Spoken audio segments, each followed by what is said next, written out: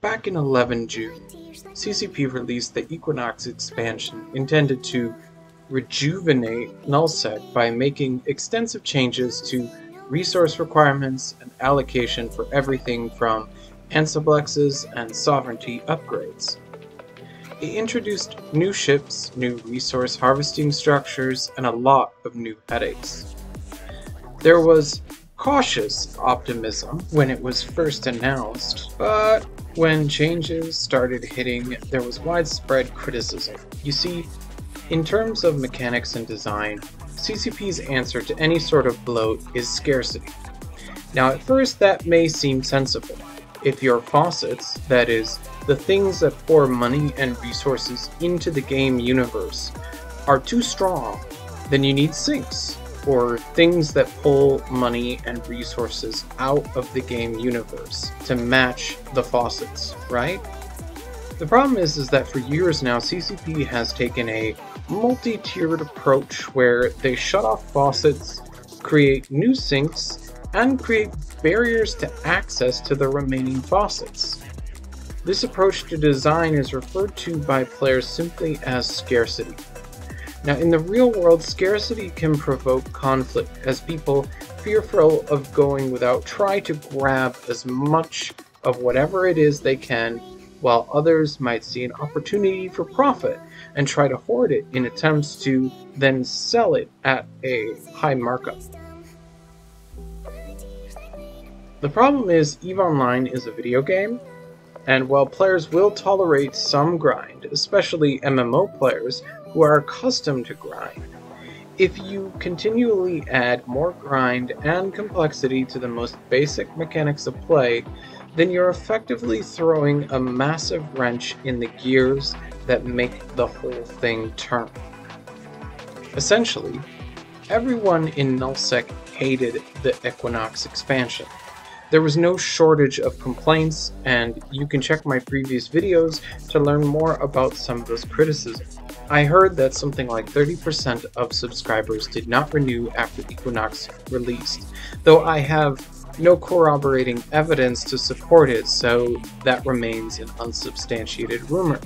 What is fact is that both the leader of Greenstorm Federation and by extension the Imperium Coalition, as well as the leader of Pandemic Horde, both made their dissatisfaction with the new expansion known on EVE's subreddit. On 18 September, CCP announced some major changes to Equinox. I won't go over the numbers or small details, but essentially, it rolls back a lot of the scarcity designs CCP implemented as part of the expansion. Miners will have several additional ore sites, pirate detection arrays will spawn additional sites at both the minor and major threat level, and manufacturing got some tweaks to reduce the cost of T1 battleships and streamline production of capitals. So what does this all mean? Well, it's CCP's way of acknowledging that they made a mistake. But it's kind of a big deal because it essentially means that Equinox is not as big of an expansion as was promised. It's like if someone promised you a 3-tier cake, delivered an undecorated angel food cake, and then took that away only to deliver a cute but tiny cupcake.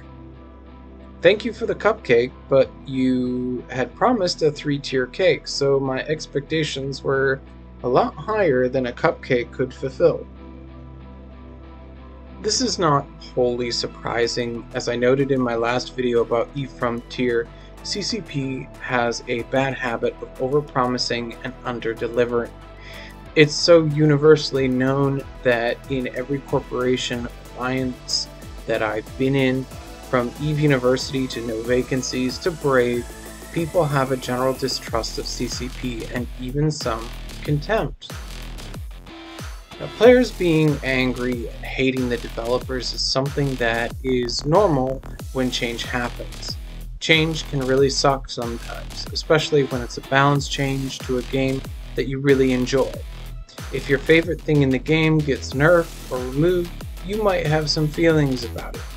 Developers often accept that being hated is part of the gig because they have to look at the big picture, both in terms of the whole of the game universe as it is, and how things will be over a lengthy period of time. As much as players might love a specific way of playing and doing a certain thing, repetition gets stale, and what was once exciting and fun becomes rote. Developers have to change things up from time to time, regardless of how good their game is, because otherwise, players will get bored and abandon it. I think this, more than anything, explains why CCP is reluctant to act on player feedback. They know that any change they make to the game is going to impact some percentage of their player base, and that those players might really hate the change. They also know that they need to change something because what exists now isn't working. I think this helps us understand why the CSM exists.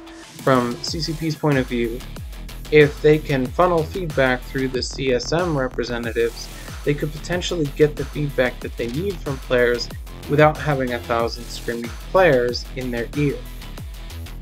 CCP still seems to make a lot of unforced errors when it comes to decisions about the direction of the game, and some of that seems to be driven by trying to further monetize the game without alienating players, and other things I suspect have to do with creative aspirations that they haven't figured out how to implement. You know what CCP could do? Imagine if they had a test server where you could experience the changes in advance of an update going live, and players could provide feedback when the stakes are lower because everyone knows this is just developers testing out ideas. Wouldn't that be something? Thing is, CCP did have such a test server. Technically, it still exists, but no one can use it unless CCP opens it up. The name of the server is Singularity, or CC, as the players call it. Rumor has it that CCP felt players were abusing the test server to essentially solve various aspects of the game without having to risk anything. I haven't seen anything official to support that. That's just what I've heard from multiple players. Seems like if the rumors are true, CCP has overcorrected and now underutilizes CC.